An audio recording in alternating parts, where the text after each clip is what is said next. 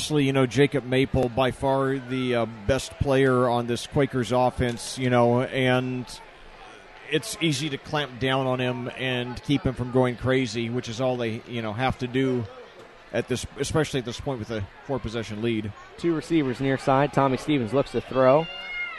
Looking all the time in the world. Late pressure coming. He still evades it. Now coming to the far other side of the field. Still has all the time in the world, and he'll make a play himself and just rush ahead for as much as he can and ahead to about the 25. Well, and the JP, first down. That reminds me of that play last year in the Roncalli game where, as you said, he rushed around 465. Yeah, did I? That's a good call. Yeah. I'm gonna have to go back and get the tape on that one. Yeah, that's one of my favorites. That I've heard from you.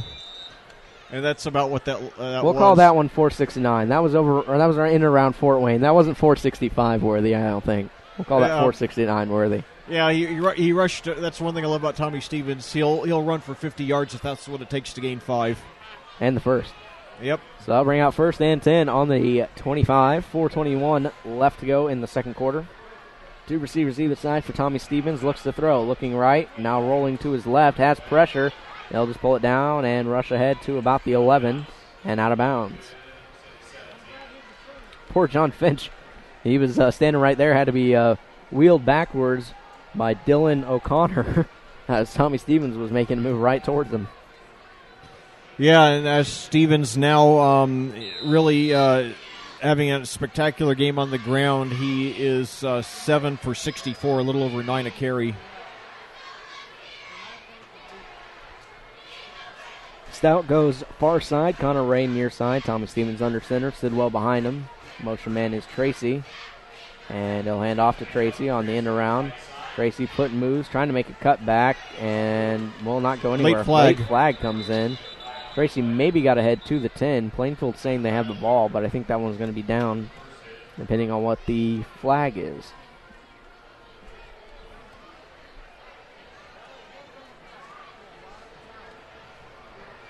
No indication from the ref yet.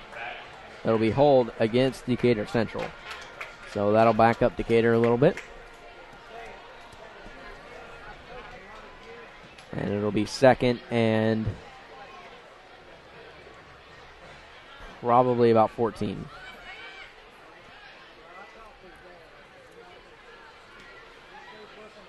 Or no. 2nd and 10. But, that's not much of an impediment to an offense this explosive. Tommy Stevens get that back on one play based on his rushing average. Yep, yeah, or Tracy, too. Tracy, I believe, 11 yards a carry coming into tonight. 2 receivers near side. Hand off fake to Dakota Sidwell. Stevens steps up, has Greenfield in front of him. Will loft it towards the end zone and get it. I'm not sure. He was past the line of scrimmage, and that's exactly what the flag comes in to say. Yeah, I thought he was too. The ref did a good job. He looked to see where Tommy Stevens threw the ball at, and then he waited and kept his eye on where that was, and then compared it after the play was over. So good job by the ref that time. Indeed, yes. That was some good officiating. Don't get to say that too often, so I'm going to take the advantage because he did a good job. Because you got to kind of let that play develop, so that way you can make sure you're correct in the call. And that's exactly what he did. He didn't throw the flag till after he was absolutely sure that he was past the line of scrimmage. And that's a tough play to call, or a tough play to judge, I should say. Yeah, and it's, nevertheless, and wait, what's happening here? Oh, so they're counting it. Oh, they did count. Okay. That's surprising. Well, I just gave him credit. Maybe I should take that credit back. It was close either way. So who got the reception? It was Connor Ray. So Connor Ray with the touchdown pending the 2-point conversion. So that'll be a 17-yard reception from Stevens. Stevens' third touchdown pass of the day. And they go for their 5th 2-point conversion of the game. And now they're going to call a timeout, their 2nd. So at the 3:29 mark, it's 38-7 in favor of Decatur Central. We'll go ahead and take a moment to thank some more of our sponsors.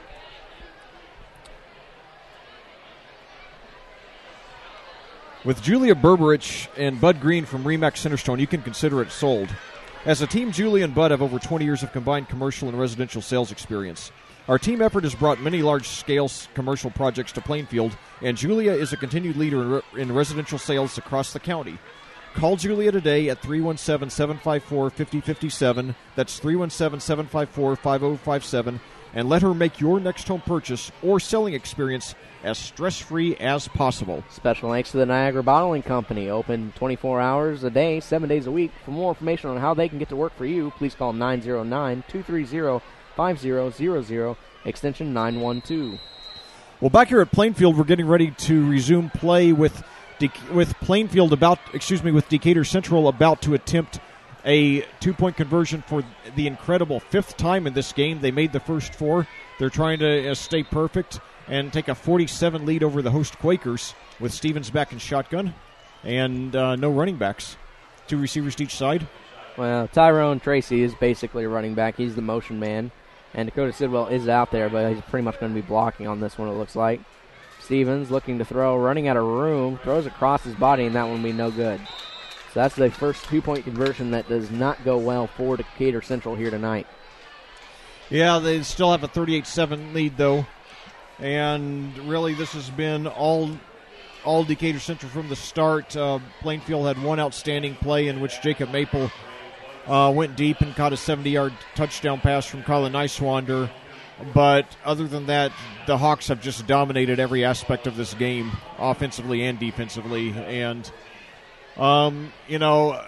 usually I have some ideas of what I would say in the locker room if I were a coach, Brian Woodard, but this is one of those where I really don't. This might be one of those, like, you hear sometimes coaches will take a second to, they'll delay coming into the locker room, let the players speak for themselves. Yeah, and this might be one of those nights. But we still got 3:29 to play before we head to the locker rooms, so let's see if the Quakers get something going. Jacob Maple and Dayton Clemens back to return as Graham set to kick it off at the 40. Very straightforward kick. Maple fields it at the 10 and looks to bring it out. Has some blocking in front of him. Has to make a couple moves in the open field to get ahead to about the 21. So it'll be 1st and 10, 3:23 left to go. The Quakers still have 2 timeouts left. Yeah, 3:23 to go, so they certainly have time to do something in this half. But I think they're going to have to start trying something through the air. This rushing simply has not worked at all tonight. And because you've been so consistent rushing it, some play action might be in order. Yeah, well, there we go. Nicewander looks to throw, has Dante Keys trying for it, just can't come up with it. They had the right idea, just didn't work out. Only the 4th pass of the game for Nicewander.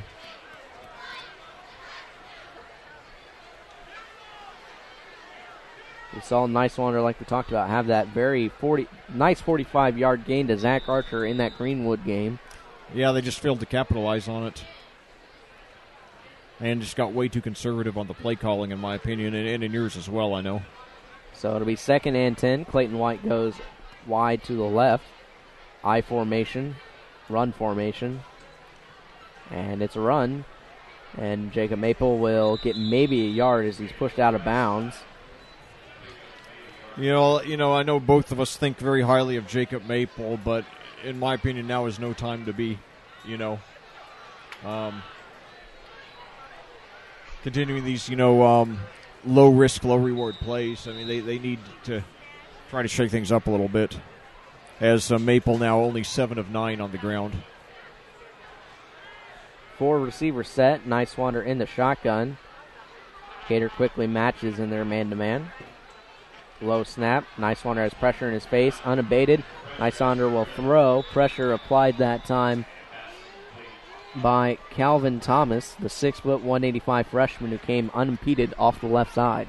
So, Coach Woodard said in said in his show this week they got to limit 3 and outs, and yet now here's another one. So ball will go back to Decatur Central with a full 3 minutes left on the clock. And 1 timeout for Decatur Central as well. Hagee will punt it away. Riker Stout back deep to return.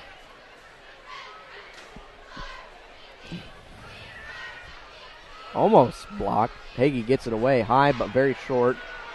Hits at about the 50, takes a Decatur Central bounce, and Plainfield will finally hit it at about their 48. And even Hagee, we both think a lot of him. Obviously, he's a great kicker and punter headed for Ball State. Even his punts have been off tonight. I mean, they haven't been bad, but it's not what we're accustomed to from him. He had plenty of hang time on that one. I think he had to kick that one sooner than he would have liked. I think was part of the problem with the pressure that was being applied by Decatur Central. Yes, and now the Hawks have excellent field position starting at the Plainfield 48, 2:57 to go, which is, a lot of time for an offense of this magnitude. Dakota Sidwell joins Tommy Stevens on his right side in the shotgun. 3 receivers to the right, 1 near side. Stevens takes it, looks to throw, steps up in the pocket, evades the pressure, and has Tyrone Tracy up ahead for a gain of, call it, 13. So Tommy Stevens now, they do give him credit for 13. 10 of 14, 224 yards now. My math gets better as the season goes along. That's always been my saying. Yep. And Tracy, by the way, 75 all-purpose yards, 39. Could you imagine him in the return game? Yeah, I wouldn't be surprised if we see him there too. Connor Ray comes near side. In the slot is Clayton Barnes. Wide to the right is Riker Stout. Go to Sidwell behind Tommy Stevens under center. Tyrone Tracy almost stands at tight end position most times. Handoff goes to Dakota Sidwell. Just boom, boom, boom, all the way down to the 25, taking tacklers on his back all the way.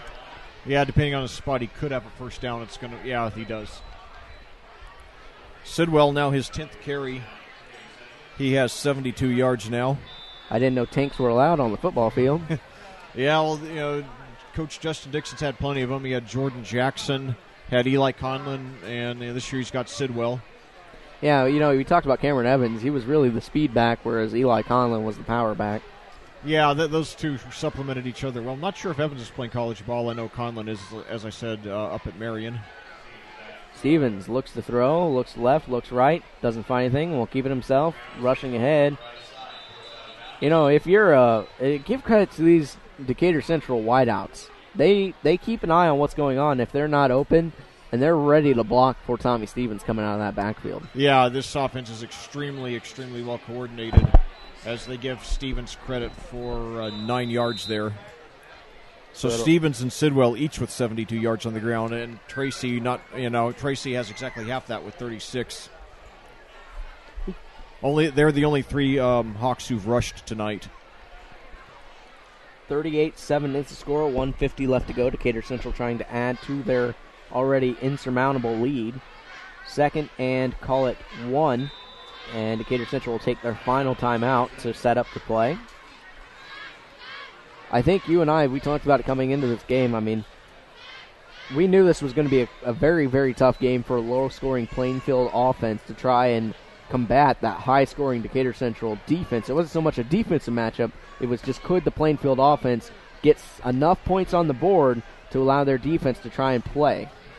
Yeah, that's exactly right. And, Coach Woodard said they couldn't, they scored 10 points last week. He said they weren't going to win this game scoring 10 points. Obviously, that's not true. I mean, obviously, that's very, very, very true. Obviously, they're going to need a lot more than 10.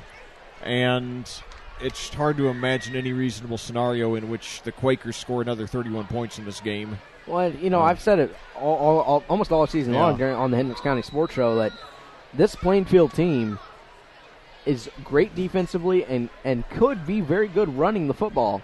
The problem has just been throwing the football and trying to have a balanced enough offense to keep the defenders off edge. Yeah, and then the wide receiver injuries certainly haven't helped matters. That's been very, very hard on this team. Tight formation this time for the Hawks. Tommy Stevens under center. Dakota Sidwell stands behind him. Motion man is Riker Stout, I believe. Or check that. Chandler Barnes gets ahead to the 10, tries to set the edge. Will be hit So I Barnes, think that was Chandler Barnes. Barnes yes, now with his first rush of the game, and they're giving him credit for, I believe, 9. Tyler Maple was the one to deliver the touchdown-saving hit. So now, okay, they're giving him credit for 8. So, yeah, 23 rushes, 188 yards on the ground for Decatur Central. And I believe Plainfield took a timeout. 412 overall yards for this Hawks offense. I mean, the Decatur Central is starting to turn in the kind of offensive performances they turned in last year.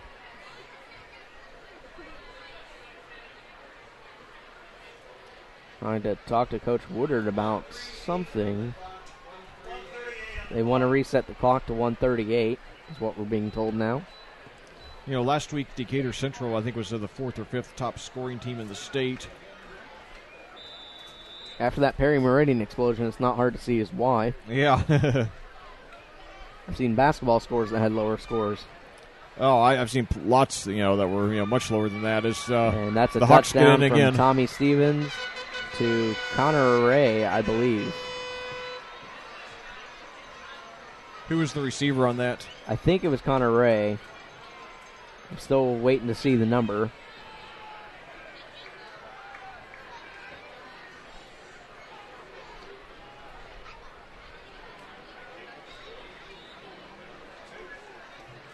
It's whoever the holder is, and that is Connor Ray. Okay. That's his 3rd of the game, by the way. And Third the PAT touchdown. is up and good for the first PAT. That's Cody Graham. He was 3 of 9 on PATs coming in tonight. Was 3 of 3 on field goals, though. Yep. So that's 45 to 7 now in favor of the Hawks. So certainly it's been a long night already for this homecoming crowd. I hope they'll stick around. Usually, we've got in the neighborhood, I'd say, neighborhood of 4,000 fans or so here tonight. Not only do we have the Plainfield side of the bleachers almost completely filled, but we have several hundred fans standing around the refreshment stand and leaning up against the fence. And not to mention we got, a good 500 or so Decatur Central fans just across the field. Like I said, these two schools only 8 miles apart. And they've had a very evenly matched rivalry since this rivalry began back in 2005. Decatur Central's won 5 of the matchups. Plainfield's won 4. A couple of the games went to overtime. So, we're accustomed to seeing very hard-fought, close matchups between these two teams. We've never seen anything like this before. But, again, I emphasize Plainfield has made a golden effort all season long. You never want to make excuses, but this is not excuse as much as it is a fact. Plainfield, they're better than their 2-3 records. Yeah. Fielded by Jacob Maple, but gets ahead to the 25 before he's finally tackled. And he'll get ahead to about the 29. So it'll bring out 1st and 10 on the 29-yard line for the Quakers with 1:19 on the clock. They still do have two timeouts left to work with. Yeah, I mean this is a banged up and young, inexperienced team. They will get better, Quakers fans. So take heart. A year from now, these guys are going to be a lot better than 1-4. These guys should, barring any catastrophe, this should be a winning team next year. Dylan Foster is the motion man. Handoff goes to Southwood, who tries to plow his way ahead. Gets a gain of, call it 2 on the carry. So that'll bring out 2nd and 8. Quakers do have 2 timeouts left.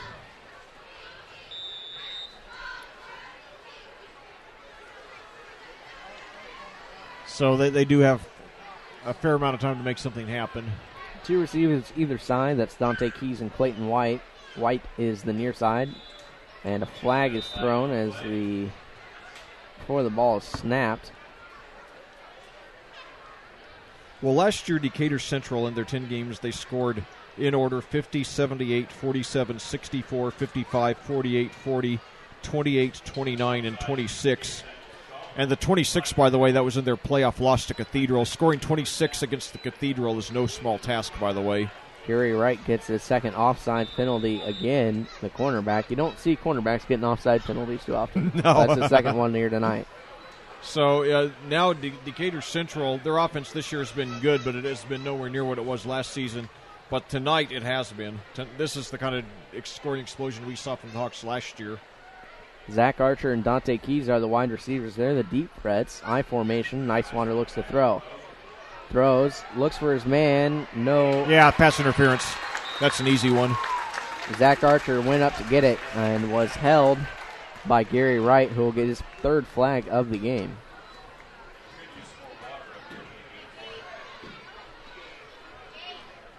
So a rare break for the Quakers tonight.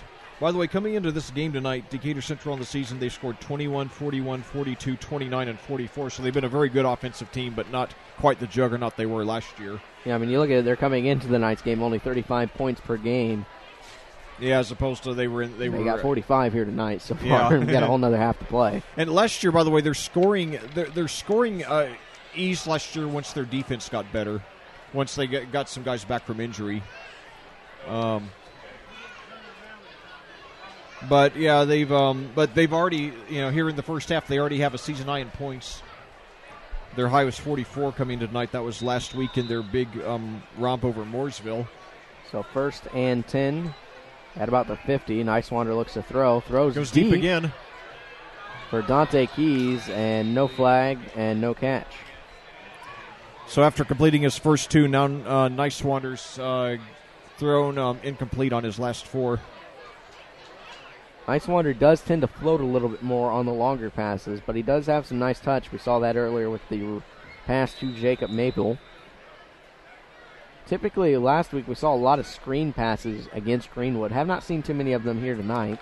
No, he's gone deep a lot more, and with the exception of the touchdown, that was his only completion.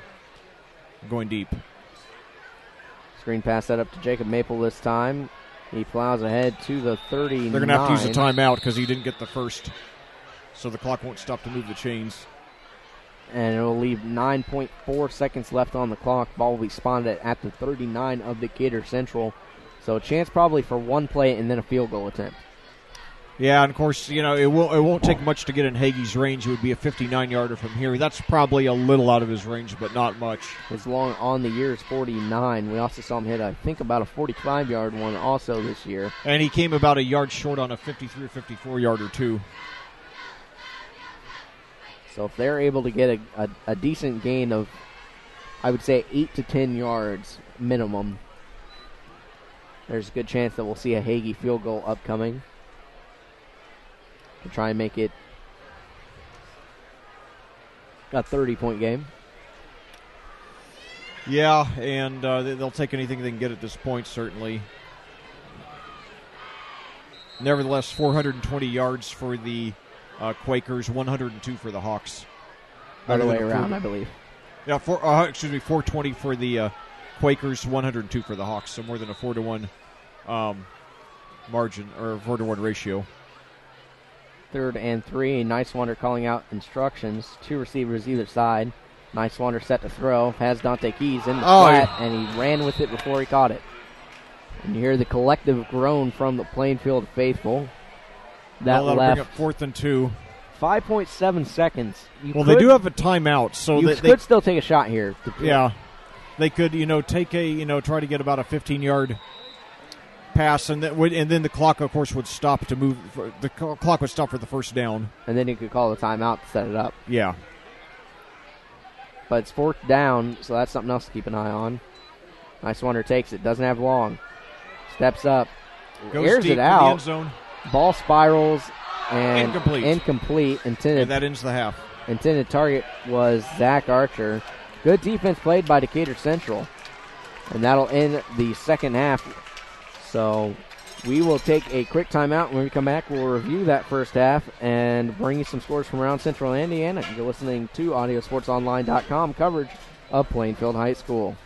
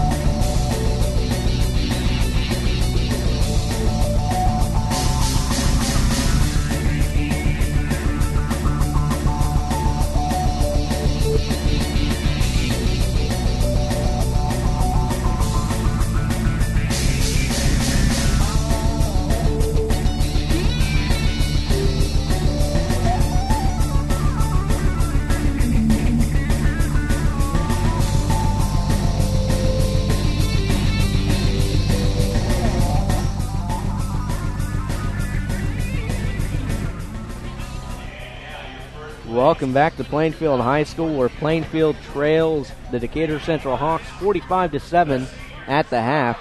We talked about it being a homecoming here. You see the floats out there. You have the Jeopardy float from the freshman class, the sophomore float with Shark Week, Mystery Machine for the junior class, and then the SpongeBob SquarePants one. I really like the junior float. I think that one's pretty cool. I also like the sophomore one. I'm not going to lie. The Shark Week one's not very bad either. Yeah, and of course, my kids are big SpongeBob SquarePants fans. So am I, actually. Actually, that show has a very wide adult viewership. Not me. And Mystery Machine, of course, makes me think of the late, great Casey Kasem, one of my biggest broadcasting influences, even though he wasn't a sports commentator. He was a great broadcaster. It was sad to see him go last year. Yeah. He's certainly dearly missed. I loved American Top 40, and being an actor myself, I really appreciated him because really he was an actor at the mic. When you listen to those old American Top 40 broadcasts, the way that his delivery was always perfect, for however serious or however lighthearted he needed to be. Even when you have a cameo in Ghostbusters, you're okay in my book. Yeah, I remember that. I remember that when I saw it in the theater 30 years ago.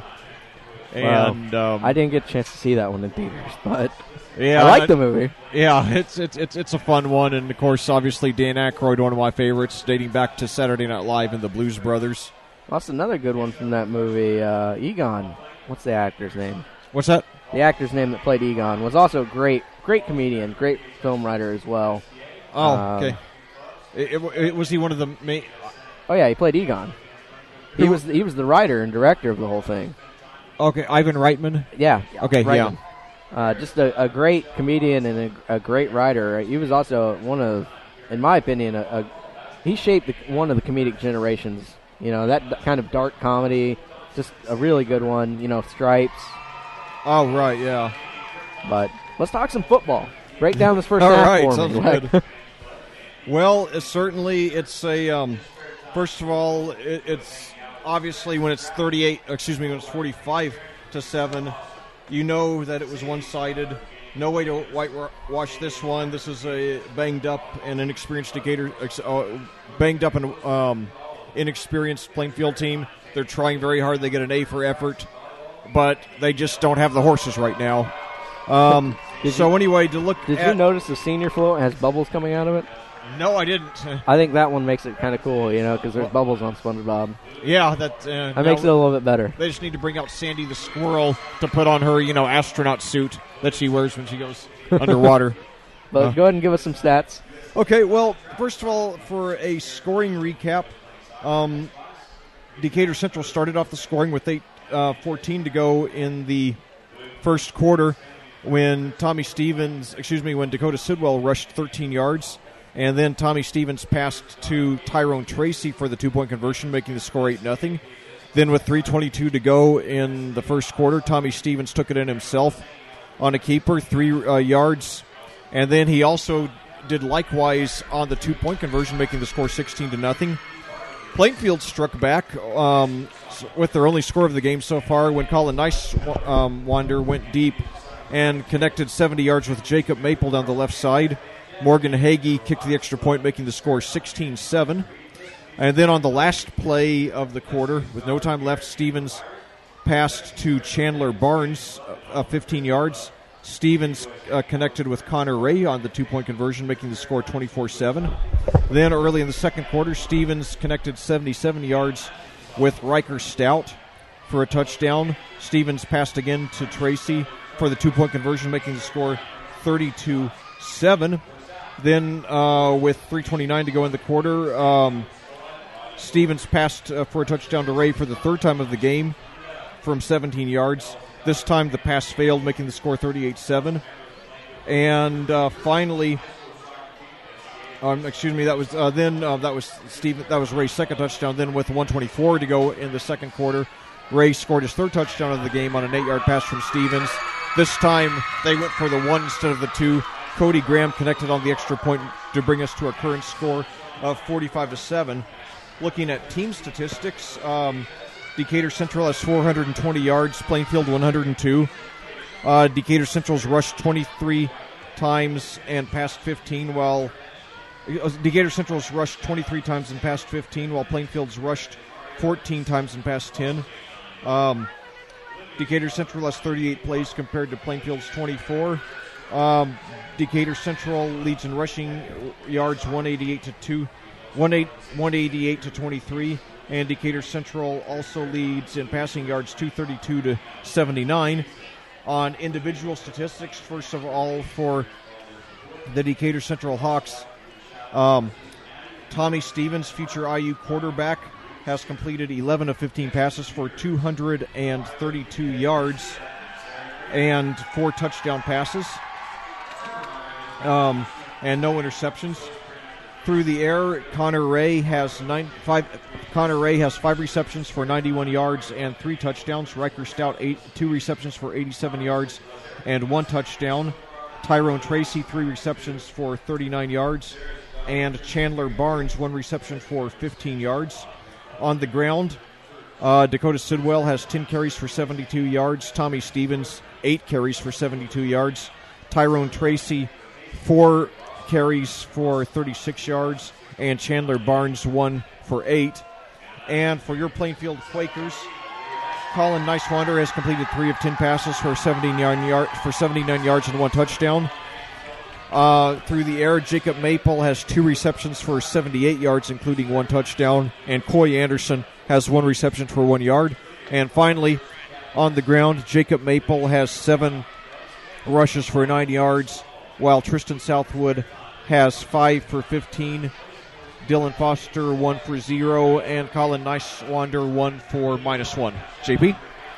Well, those are the first half statistics. You see the homecoming court being announced, and you see them on the screen as well. So congratulations to all the nominees.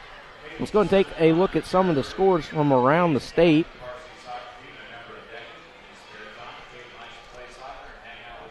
At the half, Columbus East leads Floyd Central 41-0. My alma mater not having very much luck against Connorsville tonight. 21-0 to Connorsville over Broad Ripple in the second. We talked about the score here. Fishers and Avon are matched up, and get this, number 10 Fishers losing to Avon currently in the second, 29-14. That is a surprise. Avon's solid program at Fishers, you know, ever since their second season has been excellent under Rick Wimmer. So yeah, it's surprised to see them down that far. I think on the pick'em this week, I think me and Chris both had Fishers winning that game. So another score of note, Mooresville, who we covered 3 weeks ago here, all over Franklin, 26-0. Franklin is Plainfield's next opponent at Franklin next week.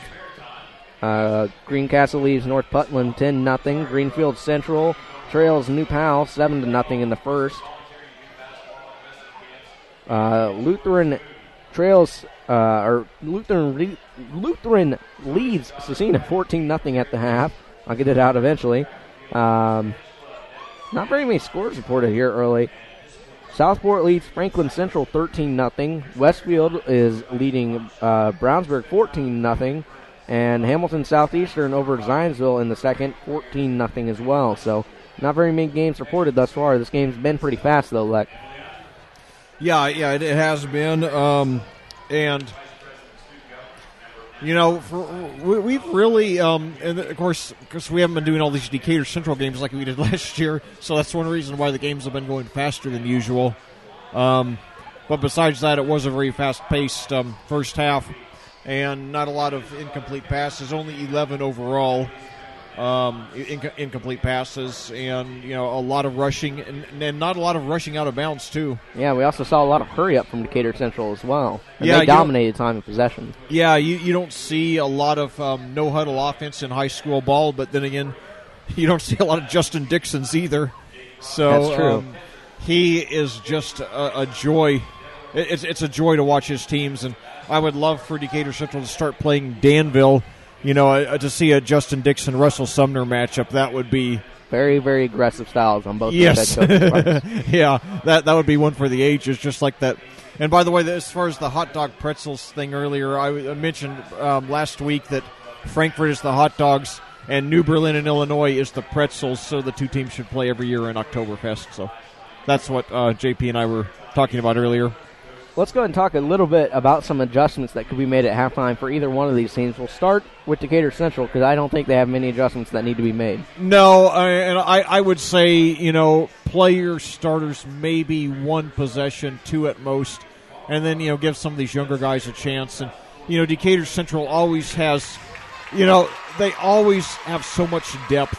They always have guys who are reserves who would be starters on a heck of a lot of teams in the state. Like you mentioned, Cameron Evans, he would have been the leading rusher on probably 85% of the teams in the state last year, but he just happened to play on the same team as Eli Conlon. So it'd be nice to see some of these younger guys get some minutes. And if you're Plainfield, I remember back, I think it was when Bill Snyder took over at Kansas State, or maybe it was when Glenn Mason took over at Kansas back in the late 80s when they were doormats. They were playing Oklahoma and down 49-0 at the half. And what the coach did was just erased the score and said basically, we're playing the second half starting 0-0. And his team actually went out and outscored Oklahoma 24-21 in the second half. So this might be a game for Coach Woodard to do that. Try to have a good half, get some scores, and try to figure out some things that work, that can, carry some momentum into next week's showdown at Franklin, because the Grizzly Cubs, while they traditionally have not been a power, they're much improved. They were a young team last year under a first-year head coach. They're much improved this year. Their record may not show it. Oh, but they've put a lot of points on the board. They have a good chance to get their first winning season since all the way back in 1996. And let me pull up their scores here just to give you an example of the kind of offensive production we've got from this year. Their first game, they beat Seymour 61-7 at Seymour. Then the next week, they returned home as an encore. They beat Shelbyville 49-21. Now, they have lost their last three games, but they've all been close. They lost 34-27 against visiting Brownsburg. Then they went to Whiteland 2 weeks ago. They lost 42-31, and then last week, hosting Martinsville, they lost 42-28. So this year, they've scored 61, 49, 27, 31, and 28. So, they've been lighting it up all year. So that's something that, in the second half, Coach Woodard needs to see something that will give the team some momentum, some defensive confidence going into this very good offensive team at Franklin next Friday. Okay, well, when we come back, we'll have the second half. You're listening to AudioSportsOnline.com coverage of Plainfield Quaker High School football.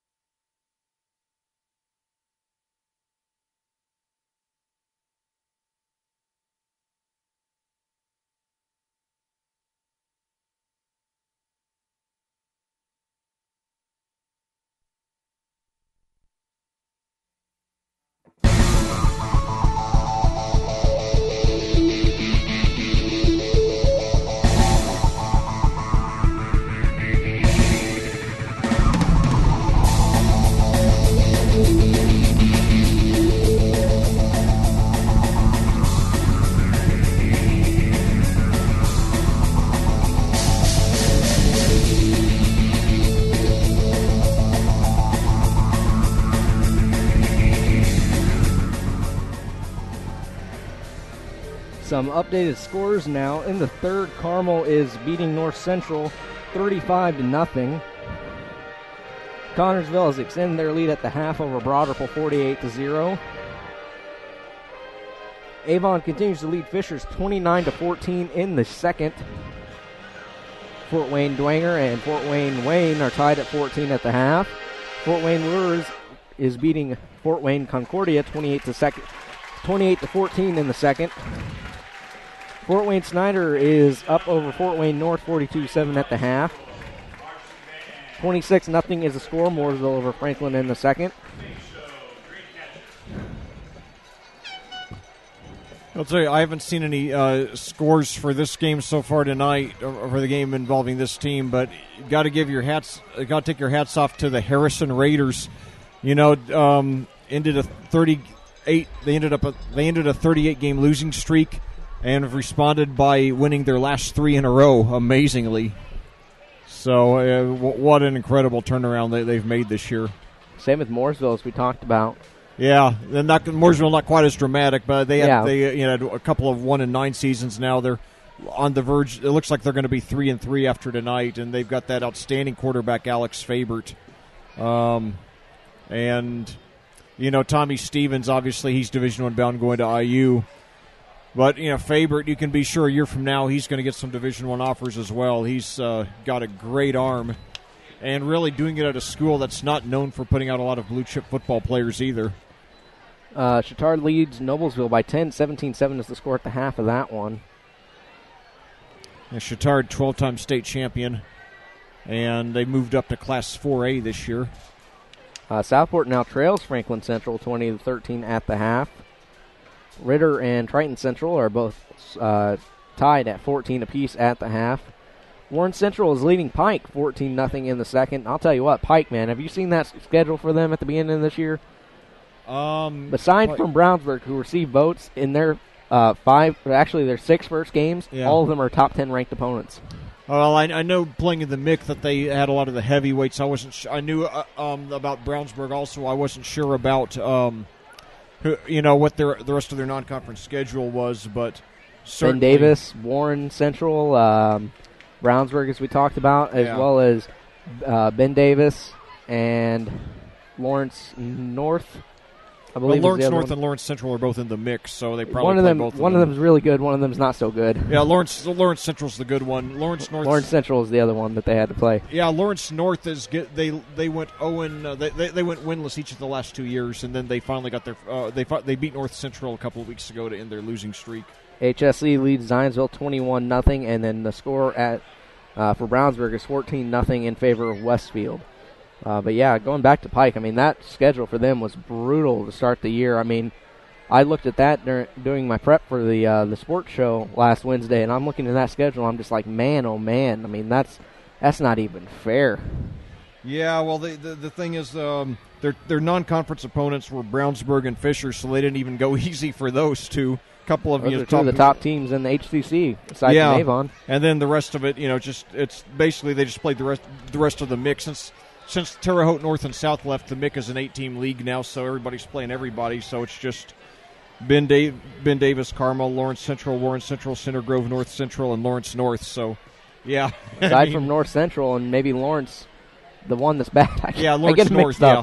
Lawrence Central's the good one. Lawrence North is the bad one. Which one's the Bears? They're Lawrence North, right? Lawrence Central's the Bears. Lawrence Central's the Bears, and they're the... Lawrence North is the Wildcats. And the Wildcats are the bad one, and the Bears are the good one. Exactly. That's how I remember that.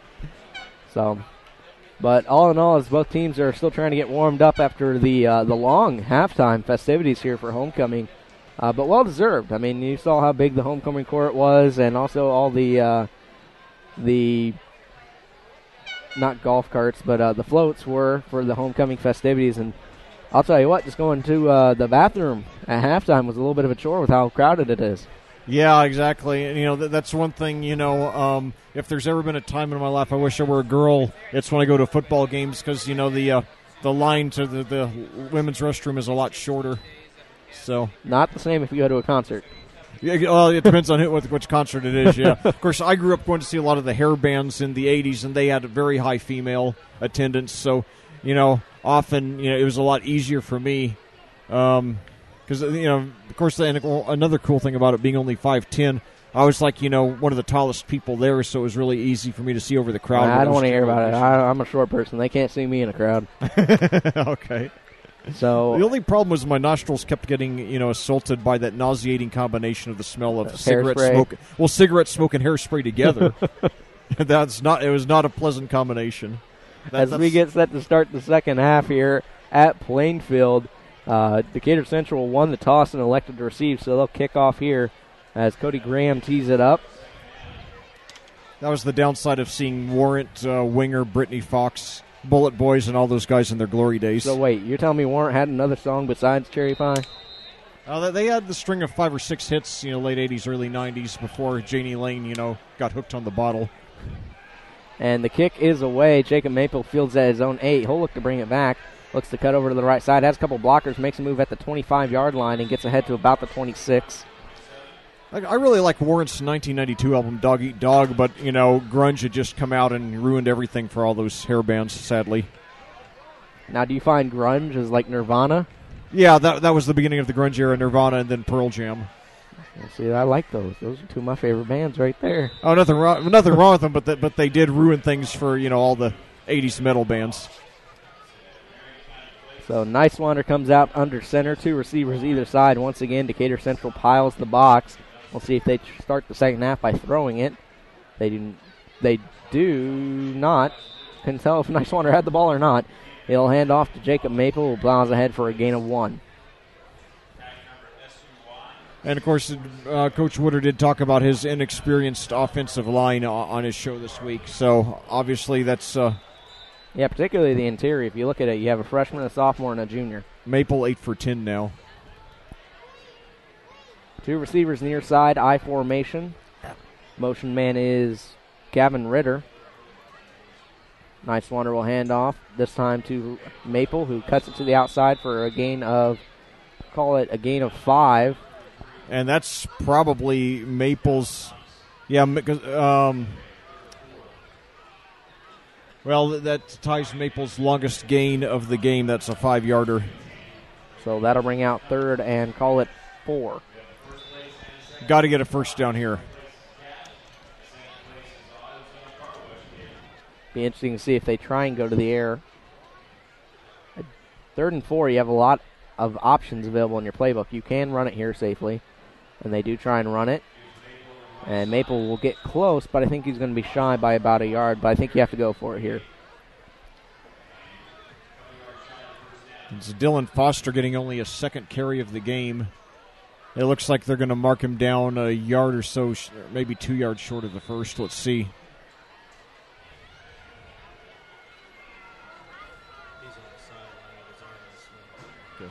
We just got a word that Caden Montgomery of Plainfield is on the sideline with his arm in a sling. So we wish him all the best as they give Foster credit for 3 yards. They're bringing up 4th and 1, and they're going to go for it. That's good to see. Might as well. Maple will get it. He'll get the first down and a yard. Check that. That's Foster on the carry. But it's enough to move it down to a new set of downs, which was the important thing. Yep. So call it a gain of 2, maybe 3 for Foster. Well, I'll tell you, I'd like to see more of Dylan Foster in this half. I mean, they got nothing to lose. Let's just see what he can do. And Decatur Central will call a timeout. We saw Dylan Foster just have such an explosive game against Roncalli. And then 10 for 57, and nobody ever heard of the guy. Yeah, and then turn around, and then you have the Greenwood game where he just wasn't nearly quite as productive. Yeah, well, he didn't get a lot of opportunities, because Maple was getting back to full swing, and but yeah, hopefully he'll get more tonight. I mean, why not give him? I mean, at this point, I don't see any point. At this point of the game, I don't see any reason to give Maple the 24 touches that Coach Woodard talked about. Let's get a look at Foster and some of these other guys, see how they do in some game action, and just get Maple rested for next week when they got that big showdown at Franklin against the Grizzly Cubs, a much improved team this year. And, as long as you've got time on the clock, you always have a chance. No matter how badly the game is going, you always have a chance to make something positive for the future. The Quakers will have better days. 4 receiver set on first down. Niswander takes it, quick screen pass, and that's not a good pass. I think that's actually going to count as a rush. Because it was behind the line. Well, it was behind from where Niswander threw it for sure. And it'll be a loss of 5.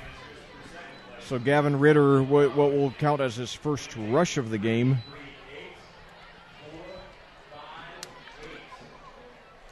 He's been used. They're giving him credit for -7.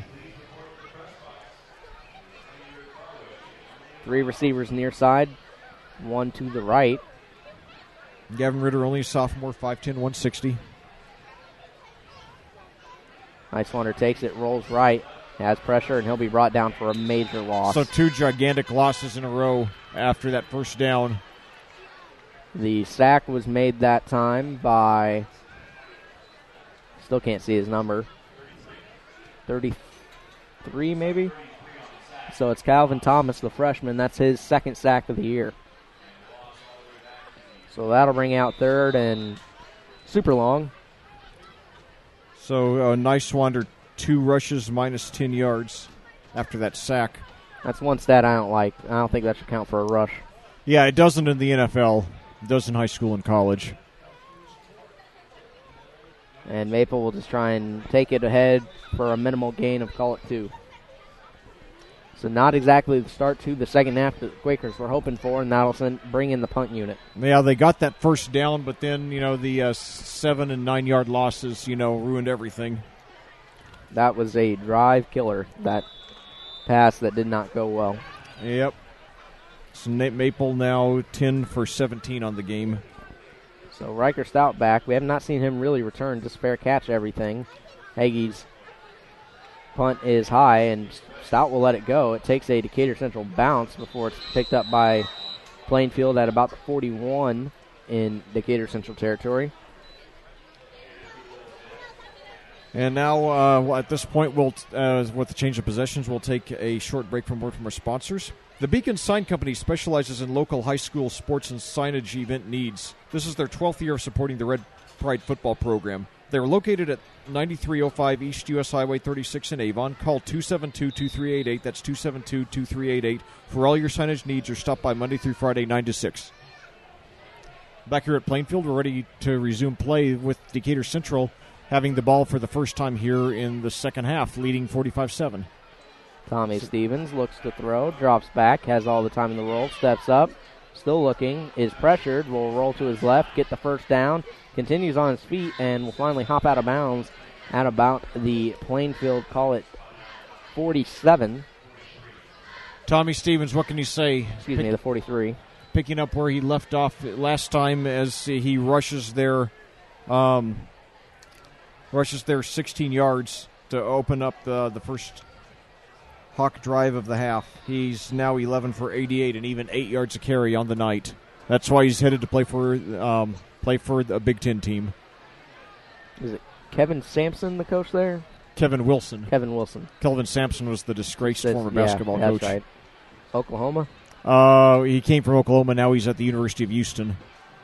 He was in the NBA for a little bit. As that? Yeah, he just left. His show cause expired, so he returned to college coaching. But he coached 3 years as an assistant with Milwaukee and then 3 as an assistant with Houston. Rushed that time by John Sidwell. The Sidwell? It was not Dakota. I think it was John Sidwell. I could be wrong. It looked like that it was number 50, but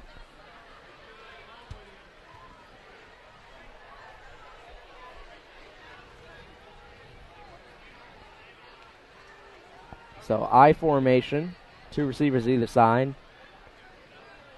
Stevens takes the handoff, looks, throws long, has a receiver deep in the end zone, and touchdown. So touchdown once again for Decatur Central, and the Hawks continue their dominance through the air. The reception was made that time, I believe, by Connor Ray. Even with my glasses, I cannot read that number. Yes, it is Connor Ray because he's on there to hold. Fourth touchdown of the game. Amazing. He had 0 touchdowns coming into this one. Well, you know, if there was a high school fantasy football, Connor Ray and Tommy Stevens are the guys you'd want on your team. Man, I'd want Tokes. I always say Tokes, but it's Talks. Oh. No, I said it right the first time. Been having to correct myself on that all year long. Tokes Akinrabadi from Brownsburg would have been my first choice. Yep. No. For rushing, yeah. The PAT is good from Cody Graham, and that brings the score to 52-7. That's 7:10 left to go in the third. The Three Pints Brew Pub is an excellent place for great food. They offer craft drink selections brewed on site, features a family-friendly atmosphere, and will make a great destination for your next dining experience. They're located at 5020 Cambridge Way in Plainfield. For more information about menu and drink selections, call 829-1000. Their hours of operation are Sunday and Monday, 11 a.m. to 10 p.m., Tuesday and through Thursday, 11 a.m. to 11 p.m., Friday and Saturday, 11 a.m. to 12:30. Cary Digital is a full-service, state-of-the-art digital printing from business cards to banners. They have been a multi-year provider of senior posters at the south end of the field. And their address is 2701 Fortune Circle East in Indianapolis. They're open weekdays from 7 to 7. Call them directly at 317-227-0220 for more information. Well, back here at Plainfield, we're about to kick off again. A familiar sight, Cody Graham kicking off for the Hawks for about the 8th time or so today. Good kick that time from Graham. Fielded at about the 11 by, I think, Maple. Gets ahead to the 30 and will be met right there. Check that. That's Clayton White on the return. The Quakers have generally gotten good field position tonight, but they just haven't had the offensive power to take advantage of it. So it'll be 1st and 10 for the Quakers on their own 32-yard line. Well, we keep speculating as to what Coach Brian Woodard is going to do. Now let's look at Justin Dixon's perspective for Decatur Central. Have we seen the last of their starters? That is the question. Nicewander will go under center. 2 receivers either side. I formation. Decatur Central once again stacks the line. A little bit of movement up front, and whistles do finally blow. No flag yet. It will be encroachment, though, based on the side judge's ruling. So that'll back Decatur Central up and move Plainfield up. So it'll be 1st and 5 now for Plainfield on their own 37-yard line. By the way, are there any college or pro teams that have jerseys that are this hard to read under the light as the Decatur Central road jerseys? I'm surprised it's not blue because their home jerseys are blue. Yep. And Nicewander will throw the screen and having the room to run after making the missed tackle and getting up ahead to about the 45 of Decatur Central is Jacob Maple. Maple, had the play of the game for the Quakers with that 70-yard reception, but will this one count? Well, refs are talking about it. I didn't see any flag come down, did you? I did. Or maybe it was one of those things that they throw to spot it, but based on where... okay, they're waving off the flag, okay. So that will count then as a completion for Nicewander, only his 4th of the game. And it's a nice game. Was that Jacob Maple there? Correct. It was Jacob Maple reception. He's been huge in the receiving game for this Plainfield offense, the way they move the ball on the bubble screens that they have. So, yeah, 20 yards there on that gain. So, once again, I formation, 2 receivers either side. Plainfield's main set. On 1st and 10, we'll see what they do here. Maple, the motion man, comes over to the right side. Handoff goes to Southwood, and he'll be met at the line of scrimmage by, call it a flock of hawks. Yep. That's right. And we got a little bit of an injury here for, we got a player limping for the Hawks now, as they stop Southwood for no gain. It's Antonio Davidson. He seems to be okay. He stays in the game. I'll tell you, I always talk about, Morgan Hagee, it's a shame that he's not having more support there his senior year. You could say the same thing about Tristan Southwood. He's given an outstanding effort. He just doesn't have the protection or been in the position to make the kind of impact that he's capable of making. And off this time goes to Maple. He gets ahead for a gain of 2, maybe 3. So it'll bring out third and call it 7. Yeah, you feel for, of course, at least, Maple, at least Hagee is moving on to Division I ball at Ball State. And as they give Maple credit their 3 yards, he's now 11 for 20. 5:42 to go and counting here in the third quarter. Very disappointing homecoming night for the Quakers. And off goes to Southwood once again. He'll plow his way ahead for a gain of 3, maybe 4, but it'll bring out fourth and call it. I assume they'll go for it here. Call it 4th and 4.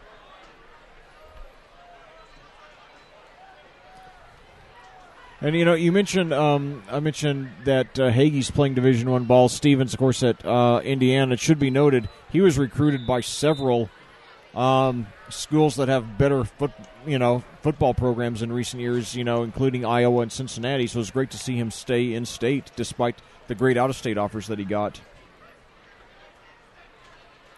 It's good to see more quality players staying in Indiana to play college ball. Dylan Foster gets the third, stays on his feet. Yes, to the 20. That might have been the spark that they needed. So Dylan Foster showing the kind of spark he showed off the bench in the second quarter a couple of weeks ago in that Roncalli game. We definitely need to see more of this young man. We talked about Tyrone Tracy and his ability to move inside and juke moves. Yeah, Foster's just downhill. Like he'll it's like gnats at a barbecue, man. Yeah. When tacklers try and tackle him. That's the longest rush of the game for the Quakers, by the way. So 1st and 10 now in the red zone for the Quakers. Foster again. Gets it again, comes off the edge, still on his feet, dragging defenders with him up ahead to about the 11. Dragged a couple guys with him, got about 4 yards after contact. Vinny Talaska there on the, I guess you can call it a tackle. Sort of. By definition, I guess. So Foster another 4. He's now 5 for 30 on the game, looking a lot like he did a couple of weeks ago in the Roncalli game. Remember, he was the spark that really got the crowd into it in that game. Now he's starting to do the same, although the game far more out of reach now. But any positive momentum they can carry into next week's game, they got to take it. Foster once again gets it on the handoff. Plows ahead for a little bit of a shorter gain this time, but still a gain nonetheless of maybe 3 yards. So it'll bring out third and call it 3. And watch the way Foster runs. He's just running like, like he's running like he's not afraid to get hit. He doesn't put his head down. He keeps his head up, his shoulders square, and he just keeps plowing ahead. He reminds me a lot. We had a running back when I called games for University of Indianapolis named Craig Jenkins. Ran very similar, just downhill running, bouncing off tackles. Oh, well. Yeah, I always admire those. And then and Bryce Biddle gets Bryce it in Biddle. the end zone. So Bryce Biddle, the second-string fullback, gets in the end zone for Plainfield. Just once again, dragging defenders with him. I was prepared for Foster to get it, so that was a nice trick play. Biddle, not a guy who gets a lot of carries. I think only 2 coming into this game. Yeah, that's his 3rd carry of the year, and this one goes for a touchdown. His previous 2 carries were for 0 yards coming into this one. So now the Quakers get their second score of the game. That makes it 52-13, pending the PAT from Hagee, which is pretty well an automatic. And this one's good as well, so he remains perfect on the season. It's only a 6 PAT coming here tonight. 6-6 on the year, I should say. It's going to take a second to thank some more of our sponsors. The payroll department. If you're a business owner with or without employees, you're probably wondering about your payroll. What about taxes, child support, auditing, Social Security? It can be a bit overwhelming, but we've got the answer for you. The Payroll Department Incorporated. The Payroll Department Incorporated can help put your mind at ease where all these problems are concerned. Locally owned and operated for over 20 years, call today at 852-2568 or stop by the Payroll Department Incorporated at 701 North Green Street in Brownsburg. We also want to thank our friends at Dugan Chevrolet, Dugan Sports Performance, and Jimmy John's for sponsoring tonight's broadcast. Thank you for supporting Plainfield football. Hey, sorry. Go ahead. Yeah, well, back here at Plainfield, we're getting ready to kick off with your Plainfield Quakers having scored their second touchdown of the game. They still trail the visiting Decatur Central Hawks 52-14, but they did show a lot of spark on that last drive, and we got a flag here before the kick. Illegal formation would be my guess. That'd be the only thing that could be. Yeah, that's about okay. Can they call a false start? No one was across the line. I didn't think so either. It's extremely rare that a kickoff will be whistled dead before the kick.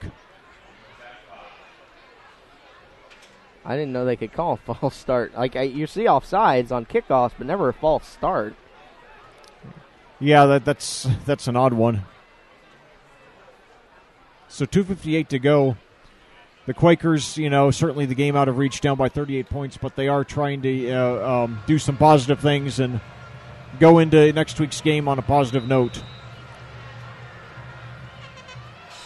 So onside kick. It's high bounce.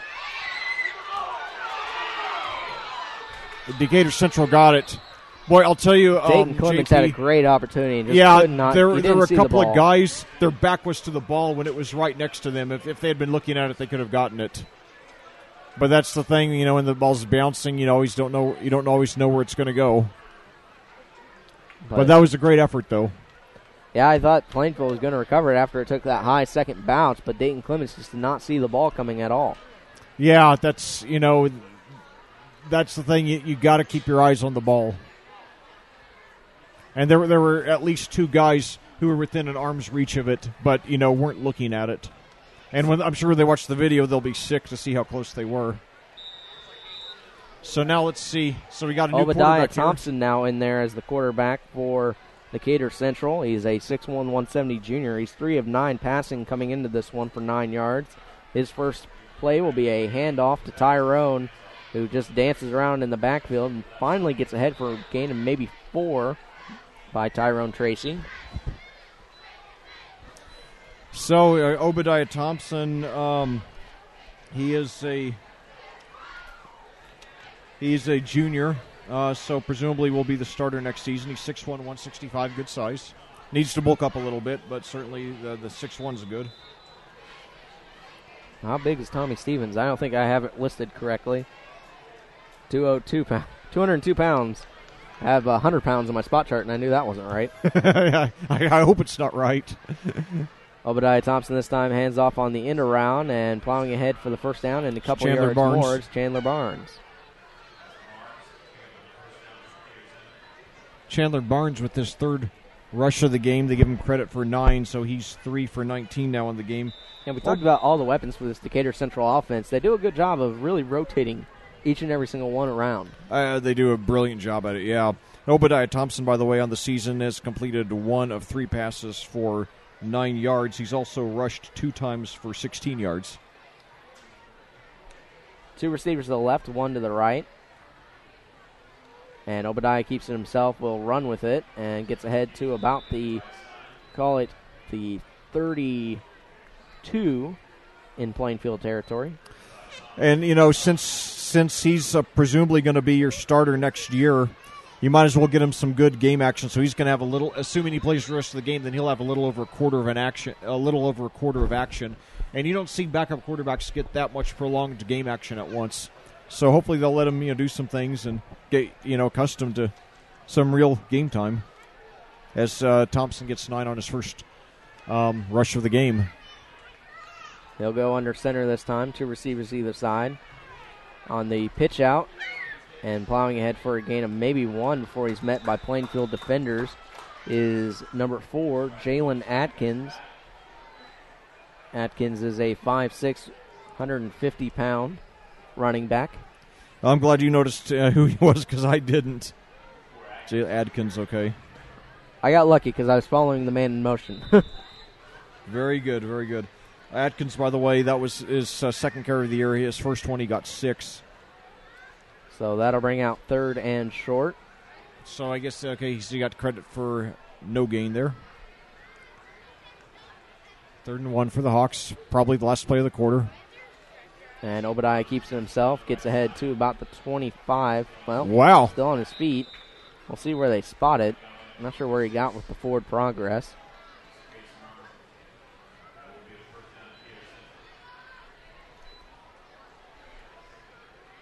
Well, I thought it was Obadiah, but...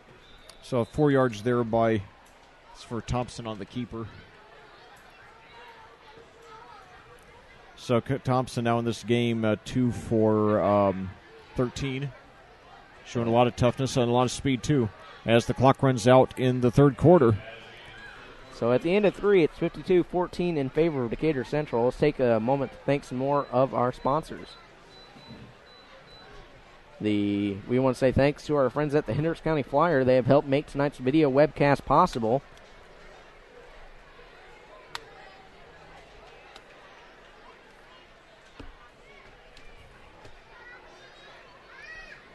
They have helped make tonight's video webcast possible. Please check them out online as well as watch tonight's game at flyergroup.com. Motion 360 by Hendricks Regional Health provides care for the way you were meant to move. We care for every muscle, bone, and joint in your body to get you back to the activities you love. Get more information online at mymotion360.org. That's mymotion360.org. Established in 1882 as Harris Bank and owned by BMO Financial Group since 1984, BMO Harris Bank has grown to become one of the largest banks in the Midwest, serving personal, commercial, and affluent customers. They are located in Plainfield at 2609 East Main. For more information, call them at 839-3501. So the teams switch sides and check that. Decatur Central will have it first and call it 10 on the Plainfield 27-yard line. The Hawks, with their second unit trying to move the ball, and they're doing a good job of it so far as we got a handoff there to, who was that? Laquan Milligan on the handoff, 5'10", 155. What number? Sophomore, number 21. Okay.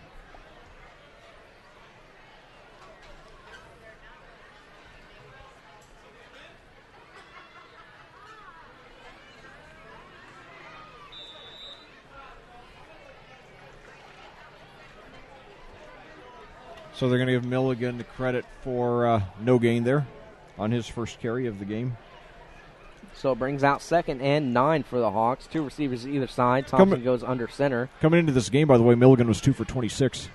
Handoff goes straight ahead, but it's brought right back by Bailey Kennedy, a sophomore, 6 foot, 220-pound for this Quaker defense. What number? Oh, no, I can't. I didn't see who carried it.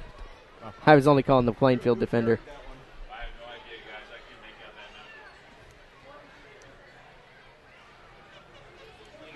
that number. 43. So that'd be Trey Ward, okay. The 5'8", 170-pound halfback. He's a senior. So they give him credit for no gain also. And I've run out of space on my rushing chart here, so I'm having to, make some new space. Obadiah Thompson evades the Quaker pressure and slides down after a gain of getting close to the first down marker. So Obadiah Thompson rushing very well. That's his 3rd carry of the game. He's going to be just short of the first down, it looks like. They're marking him inside the 20. So they're giving him credit with 9. That's his second 9-yard carry of the game. He's now 3 for 22. 9:55 to go. And counting here in the quarter as the Hawks are going for it. Sometimes I think the word punt isn't in Justin Dixon's vocabulary. At this point, it'd be a field goal, probably. Well, I don't think field goal's in his vocabulary either, but Thompson takes it on the quarterback keeper. He'll get the first down, and probably 2 yards after that. So Obadiah Thompson looking very good in his first prolonged game action of the season. As they give him credit for 3 yards, he's now 4 for 25 on the game. So that'll bring out 1st and 10 on the 15. So 4 different Hawks now have at least 25 yards on the ground.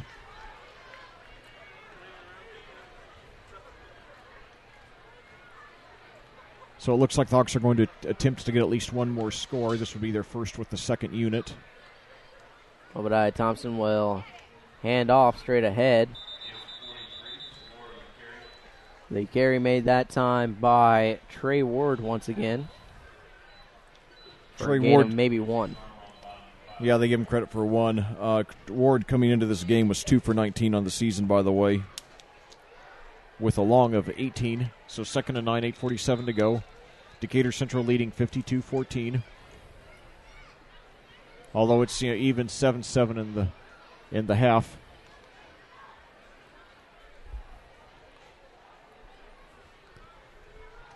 This has been about a 6-minute drive by the second unit too. They've done a good job keeping the clock and the chains moving. Pitch out from Thompson goes to Ward, who plows his way ahead to about. Looks like he's got the first. 6, maybe 5-yard line. Call it 5, so it'll be 1st and goal at the 5. So Ward, after getting just a yard on his first 2 carries, gets a breakthrough there. By the way, I mentioned that they've eaten up about 6 minutes on this drive already. It also should be noted that they have not passed. So Thompson he's rushed 4 times, but he hasn't thrown yet. Which is one reason why they move the clock so much so quickly. And I don't think they've even gotten out of bounds on this possession. Thompson keeps himself on the quarterback keeper. Got it. And gets in for the end zone touchdown. So the game continues to get further and further in favor of Decatur Central. So Obadiah Thompson looking very good as the backup quarterback. He didn't throw, but he orchestrated a long drive with the only clock stoppage, correct me if I'm wrong, JP, being the quarter break. Yep. And now we've got Cody Graham for his 3rd extra point attempt of the game. He hit his first 2. And he makes it 3 for 3. So the score in favor of Decatur Central, 59-14 with 7:46 left to go in the 4th quarter. We'll go ahead and take some more moments to thank some more of our sponsors.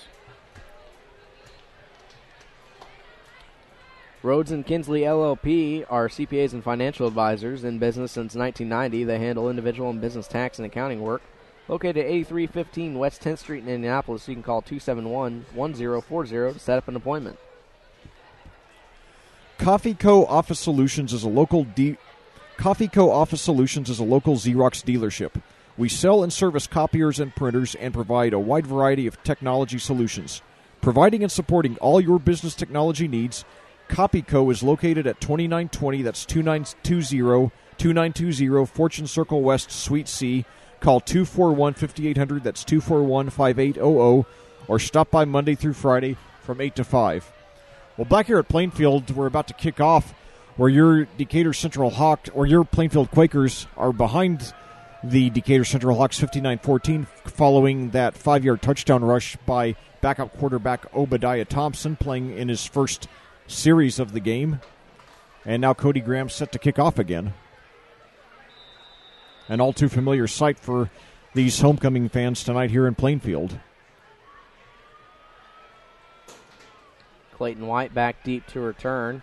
And it goes over to Tyler Mapleside. He fields at the 5, cuts back at about the 15. And he'll be met as he crosses the 20 by Decatur Central. So after a gain of about 20, well, he started at the 5, so after a gain of about 17 on the return, Plainfield has it at their own 23-yard line, 1st and 10.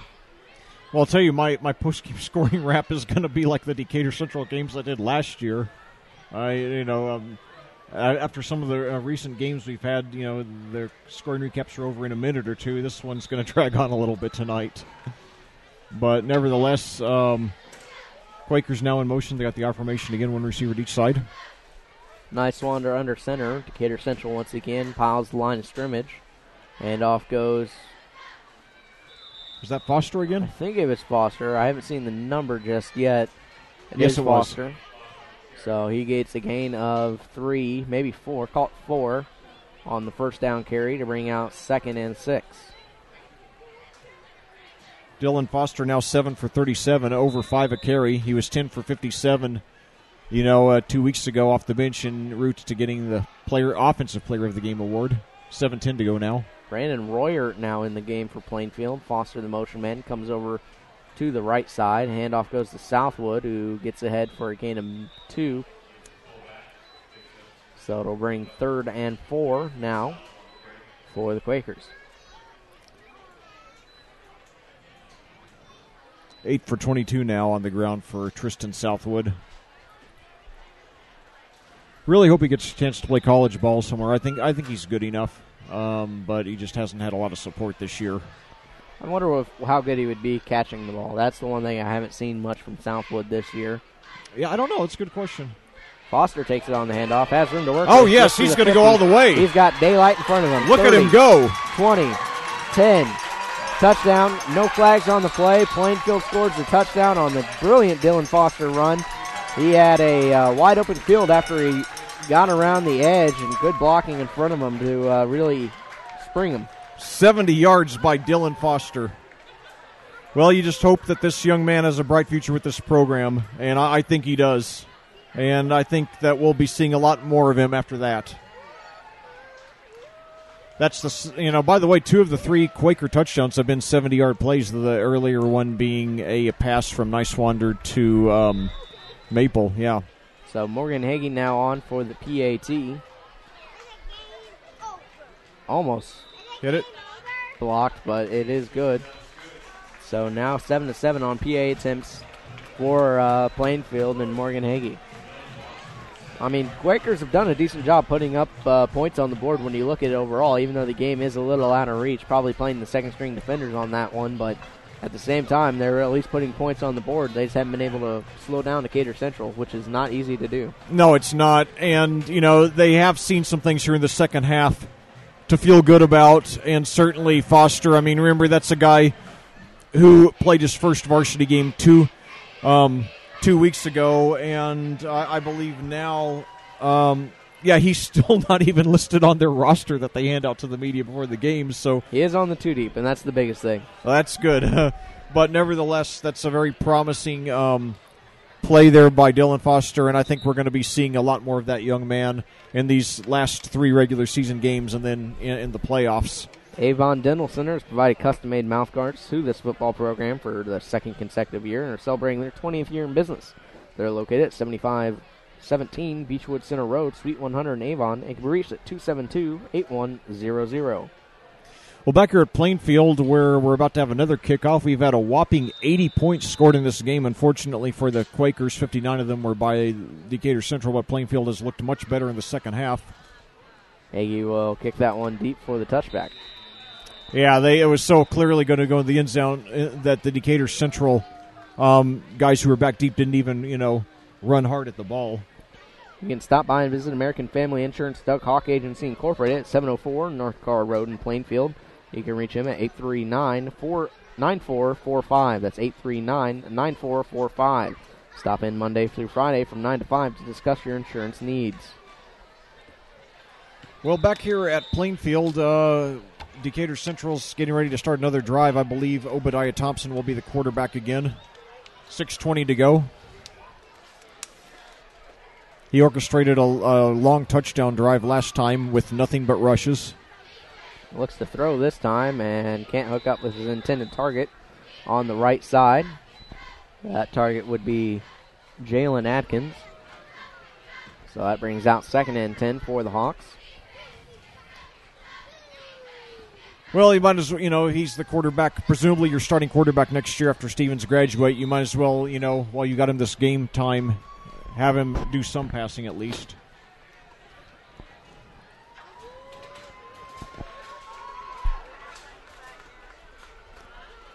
So now they got an I formation, a wide receiver out to the left, one to the right as well.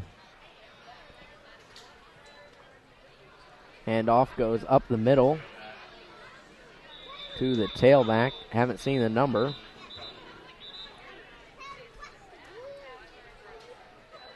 It's number 21, Laquan Milligan.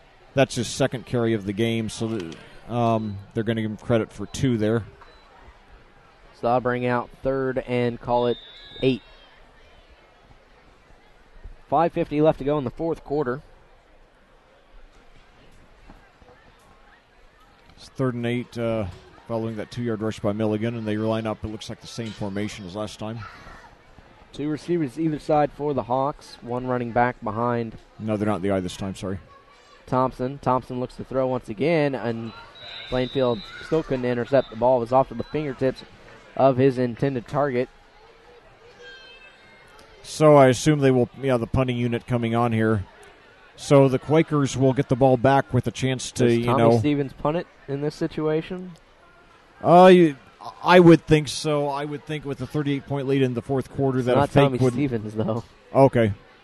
Yeah, you might as well give the backup punter a chance too, because you won't have Stevens next year. I can't tell if it's Tyrone Tracy or not. And Decatur Central will call a timeout. That's their second. So with the timeout here, let's go and take a second to thank some more of our sponsors. For more than 2 decades, Wicker Construction is engaged in building custom homes, remodeling, insurance repair, and handyman services, while exceeding client expectations and delivering projects with professionalism and integrity. Wicker Construction works closely with you, the client, to understand your lifestyle and construction needs. Their services include insurance repairs, restoration, hailstorm and weather-related repairs, remodeling services, and new home construction. For more information, call Wicker Construction at 839-8353. With Julia Berberich and Bud Green from Remax Centerstone, you can consider it sold. As a team, Julia and Bud have over 20 years of combined commercial and residential sales experience. Our team effort has brought many large-scale commercial projects to Plainfield, and Julia is a continued leader in residential sales across the country. Call Julia today at 317-754-5057 and let her make your next home purchase or selling experience as stress-free as possible. Still cannot tell who exactly is the punter for Decatur Central. But Coy Anderson's back deep to return for Plainfield. It's a low but high punt. Coy Anderson takes it. Fair caught at about the 51 of Plainfield. So there's no 51. This isn't the CFL. Oh, what did I say? I said 51. They do 49 of Plainfield. They do have a 51 in the CFL. I did say 41. I did say 51 of Plainfield. He called me out on it. Yeah. By the way, for those of you who don't know, the Canadian Football League is 110 yards from end zone to end zone, so the 55 is midfield. Well, so they actually placed it 51. at the 50, not the 49, as it were. Yeah. I formation for Nice Wander. 2 receivers either side. Check that. That's not Nice Wander in there. That is. So Foster, fresh off his 70-yard touchdown rush, gets another 4 up the middle. That's Joshua Berwin. No, I'm sorry. The carry was made by Ricardo Dubecki, the senior, 5'9", 180. Who carried that? Ricardo Dubecki. Okay. What number is he? Number 18. Okay. So under center now is Joshua Berwin, the 5'10", 140 sophomore for Plainfield.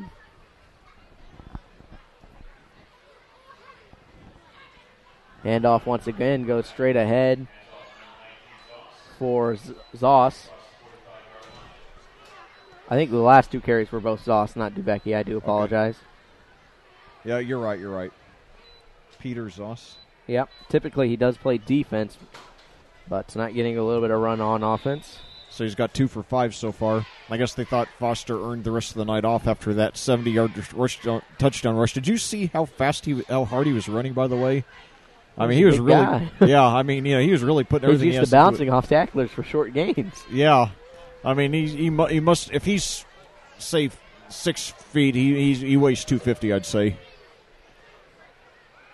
And being chased in the backfield and being brought down for a big time loss is Joshua Berwin. Tackle made on by Decatur Central. Can't see the number. Even when he faces me, I can't see the number. So Joshua Burren, he's a sophomore, 5'10", 140. Goodness, I mean, I'm 5'10", 160. Gosh, I mean, he shows a lot of mobility, but he's going to have to put on some weight as they give him credit for minus 12 there. 3:18 to go and counting. Well, that wasn't Zoss on the carry. That was Burren. Oh, I know. That's what I said. Okay. I said he's 5'10", 140, and he needs to put on some weight if he's going to be a high school quarterback. So it'll be out 4th down. Hagee will be on to punt it away. Hagee's punt very high, very long, and they'll let it go. And They could down right at the 1. They do, yes. Coy Anderson recovers it at the 1. What a great punt by Hagee. Great hustle by Anderson, too. It's great hustle by Anderson, but I don't think any of the Gunners were really expecting it to die at the 1. No. Well, yeah, that's a 56-yard punt by Morgan Hagee. He hasn't had a field goal attempt tonight. He is 3 for 3 on extra points, as you would expect. So with 2:53 left to go, it's 59-21 in favor of Decatur Central.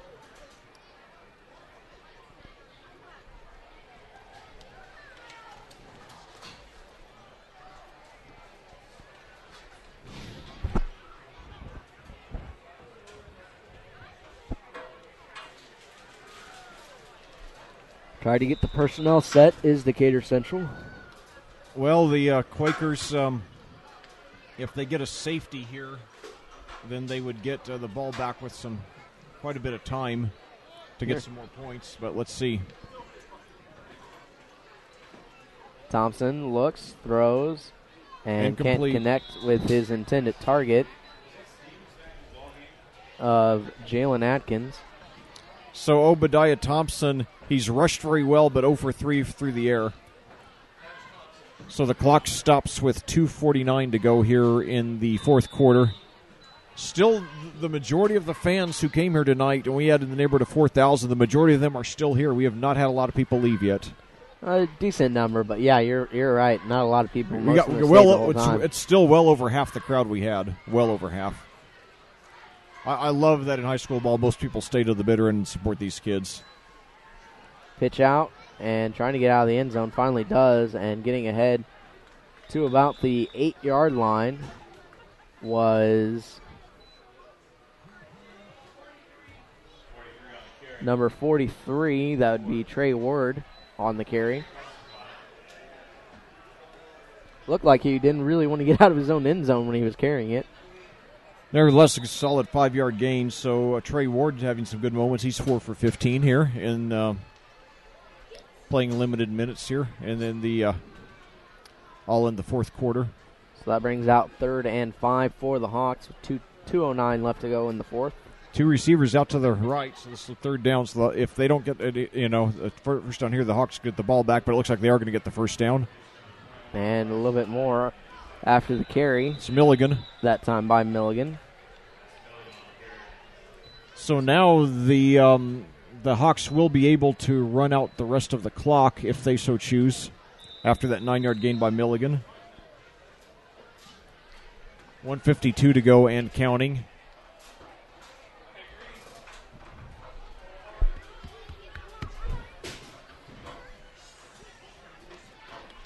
Not sure if they'll down it or if they'll try to, do some positive yardage plays. It looks like they are going to try to get some positive yardage plays here. So I formation, quick handoff, goes straight ahead, leave to Milligan.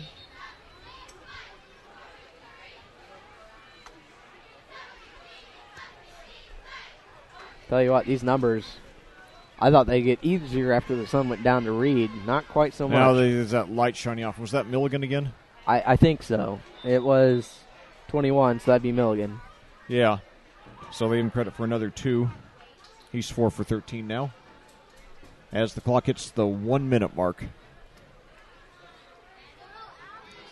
Surprised they don't just take a knee.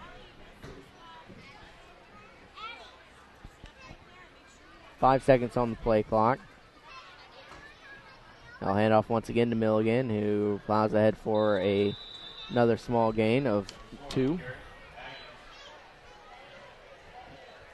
That's Adkins actually. Jalen Adkins, who gets credit for 3. And they do not have to run another play. They do line up, but we'll see. They're walking off the field. So your Plainfield Quakers, a rough night on homecoming. They lose to the arch rival Decatur Central Hawks 59-21. And we'll be back with some with a recap and some closing thoughts after these final words from our sponsors.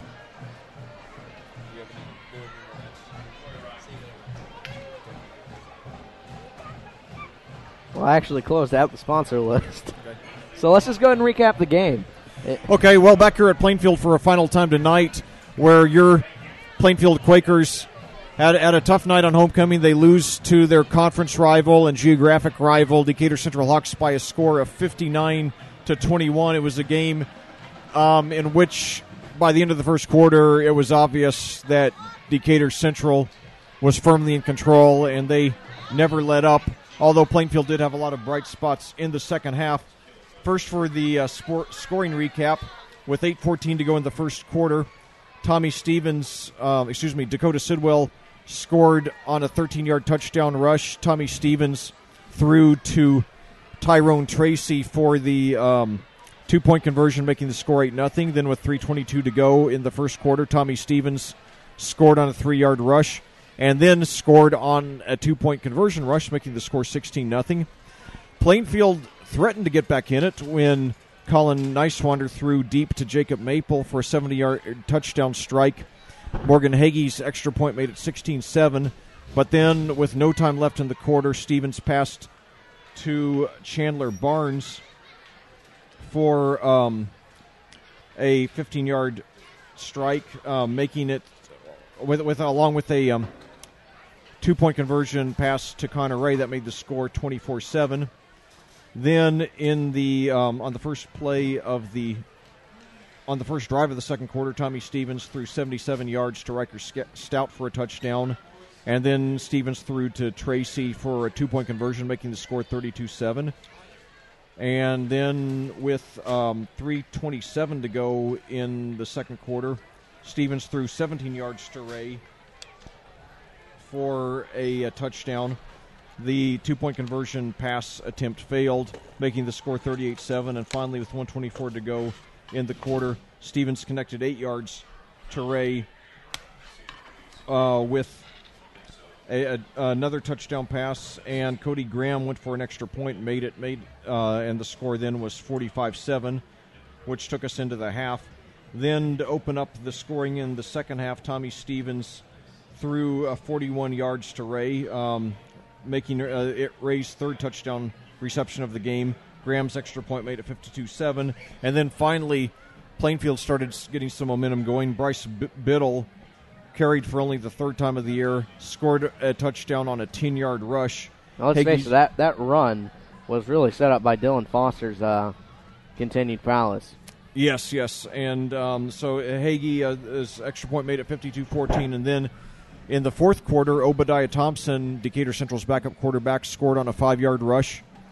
And Graham's extra point made it 59-14. But then Dylan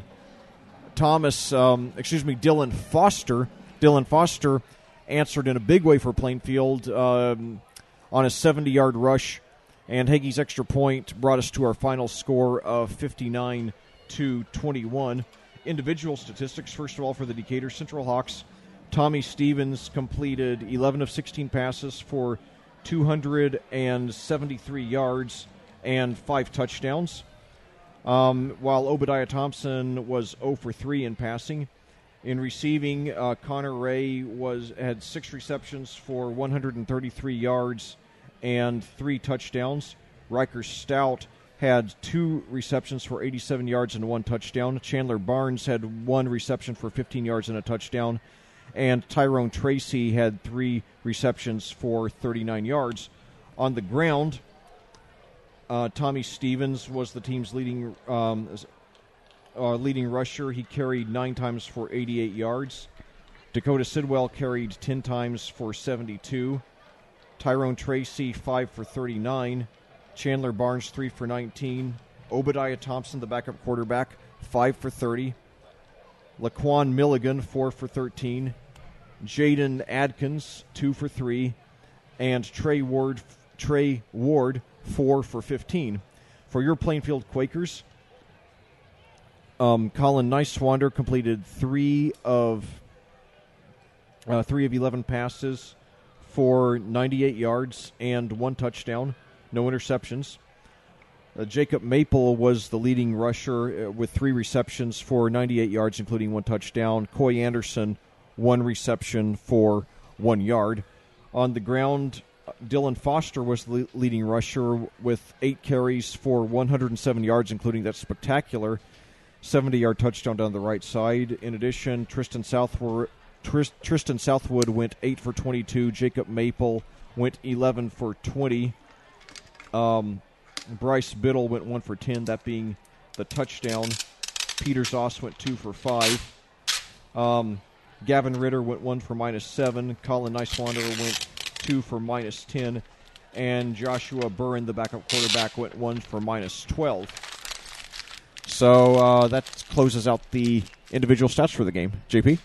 Well, that's your scoring breakdown and statistics from this game. Well, let's talk a little bit about what happened in this one. You know, we knew coming into this game Decatur Central was going to have a high-powered offense. Yes, they I always don't think do. either one of us really quite expected that kind of explosiveness, particularly when you look at the division of labor they had offensively and the way they were able to work the ball around. Every single player was involved on this offense. Yeah, they had 8 different players rushed and 6 different players caught a pass. So it was extremely balanced, and you had 5 different touchdowns to 3 receivers. And then that's not even counting all the 2-point conversions that they had. I haven't tabulated those because that's not a statistic you usually keep that close track of. But you do when Justin Dixon's involved. Yeah, you should at least. And, we expected the Hawks to have a good game offensively, but nothing like this. Their high coming into this game was 44 points. They topped that by 15 tonight. And what really surprised me was Plainfield's defense. Most games that they've been in, with the exception of maybe the Mooresville, their defense didn't really get torched like they did here tonight. Yeah, I mean, even they did give up 333 yards to Alex Faber, but they only gave up about 30 or 40 on the ground. Their rushing defense has played well on this season, but it didn't tonight. And, certainly some of it, youth and inexperience and injuries, but a big factor. Like I said, going into the Greenwood game, for example, that Skeel and Gallman. Skeel and Gallman get about 95% of the carries. No exaggeration. And it's not that hard to prepare to shut down 2 guys, but Decatur Central can hit you with so many different weapons. It's very hard. They don't have any dominant player. Like I said, you look at Stevens had 88, Sidwell 72, Tracy 39, and Thompson 30. So when you have that kind of balance, that many guys who can run the ball well, you just can't clamp down on any one guy, and that makes it very tough for a young opponent. And that's really what happened tonight. And, the unpredictability of trying to stop the rush opened up a lot of doors for the Decatur Central passing offense. And as Coach Woodard said, Tommy Stevens is probably the best quarterback they're going to play all year. He's Division I bound. He's going to IU. Could have gone to some better schools, but he chose to stay in state. And he's so dangerous because even when his receivers are covered, he can break through for 50 yards easily on the ground. And he's just... he reads the field so well. Yeah, and... I know that Franklin, our opponent next week, is a high-scoring team. I don't know how the balance of their offense is. It's run. They hardly pass the ball. But I mean, I don't know if they have just 1 or 2 dominant rushers, or if they have a whole slew of guys. They run a wishbone, so you have a whole slew of guys. Then that is going to be very tough. The wishbone is extremely tough to defend for anybody. But so that is something you can bet that starting about 6 o'clock tomorrow morning, I think Coach Woodard and the staff are going to go try to sleep this off and then come back early tomorrow morning and start looking at film of Franklin, because they they score a lot of points, and it's a game where the Decatur Central rushing defense is going to have to step it up for the Quakers to have a chance to get a win next week and break that 4-game losing streak. Well, go ahead and give me a player of the game from either team, and I'll fill in the other slot. Well, it's easy tonight. I could go with Maple because he did have that awesome reception, but I got to say Dylan Foster. He barely played in the first half, but he came off the bench in the second half, was excellent. And really, like he did 2 weeks ago in the Roncalli game, got the crowd into it when the crowd really had gotten very subdued. And especially that awesome 70-yard touchdown rush down the right side to see how hard probably a 240, 250-pound guy was running down the right side of the field and breaking away from everybody. That was inspirational to see. And to see that, he was still trying that hard in a game that was out of reach. So my player of the game for the offense is Dylan Foster. Hopefully we'll see a lot of him next week down at Franklin. Yeah, for Decatur Central, my player of the game, hands down, has got to be Connor Ray. Yeah. He was absolutely unbelievable for Decatur Central. I'll give honorable mention to Tyrone Tracy because he astounded me for a lot of this game. I think coming into this game, we knew exactly what Tommy Stevens was going to bring. If I had to give a player of the game to the defense for Plainfield, I'm going to give it to Bryce Biddle. Because, you got to slow down the rushing attack somewhere, and he did a lot of – he clogged up the middle tonight for Plainfield. As well as on the other side of the ball, scoring that touchdown there in the third quarter. And, another thing about Tracy, tonight Sidwell carried 12 times – Sidwell carried 10 times and Stevens 9. They're both seniors, so that's 19 carries that are gone. So, Tracy being a freshman, you can imagine how much he's going to get the ball the next 3 years. So, he's certainly learning a lot, being behind these two seniors, and unquestionably a rising star for Decatur Central, a guy who, college scouts are going to be flocking to see sooner rather than later. Up next for Plainfield High School, they'll be back in action at home, or away next game for, I believe it's away next week. Yeah, Franklin. It's at Franklin. Yeah, it's at Franklin. So, it's about a 30-minute drive to the east of here. They got a great new stadium, so hope you all will get down there to check it out. Yep, I took the day off work to make sure I got down there on time. Up next for Plainfield, they'll be back in action against the Grizzly Cubs, October 3rd, their first game of the new month at 7 p.m. on the road. The Grizzly Cubs, as we talked about, are a dangerous team despite their low record. A very young team last year. They are much more experienced this year with a second-year head coach. They don't throw the ball much, but they can run the heck out of it, like we said, with that wishbone. Yeah, and it'll be fun to watch because, it's and by the way, now Mooresville beating Franklin in the fourth quarter, 46-21. I assume Alex Favorite must be having a field day like he did here 3 weeks ago, but nevertheless, it'll be a fun game to watch. Franklin will be in a nasty mood because this will be their fourth consecutive loss after the 2 season opening wins, so they'll be looking to get – so that'll be – actually, I just realized – one team will be trying to break a 4-game losing streak next week. Yep. As we begin the final third of the regular season. We've got 3 games left to tune up for the playoffs. And I will say... Playoffs? Talking playoffs? Playoffs? Yeah, I just had to. But, yeah, Plainfield will be in the playoffs. And I'll tell you, if they get healthy and keep on brushing up some things the next week and they get a good draw, I don't at all count out the possibility that they could make a run in the playoffs. And if their running attack gets where it needs to be, particularly in the interior line, as we talked about being so young, they could be a dangerous team. I wouldn't throw it past them to get at least a first-round win, if not more. Especially if they have the good fortune of not drawing Roncalli or Chittard. Yeah. So Chittard's having an excellent year. I hate admitting that because I'm not a I went to Bronco, okay? Give me a little bit of a break on this one, but Chittard's having a great year. They always do, but yeah, about to be 5-1. And all these Catholic schools because of that new rule where you have to move up if you do well in the tournament. Sorry, Cathedral. Yeah, well, it's not affecting them. I mean, they moved to 5A and they still steamrolled to the state championship, and I'm sure they will if they go 6A. And same thing with Chittard now that they're moving up, and at Roncalli if they move up. So,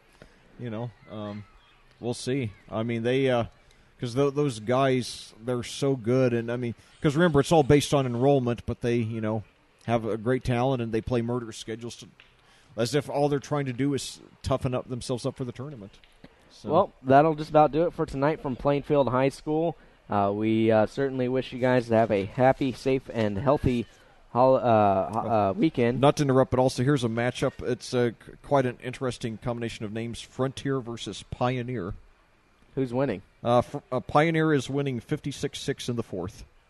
I don't even know where either one of those two schools are. Frontier is down the road from Lafayette. Okay. I'm not sure about Pioneer, but nevertheless, it's interesting, combination of names.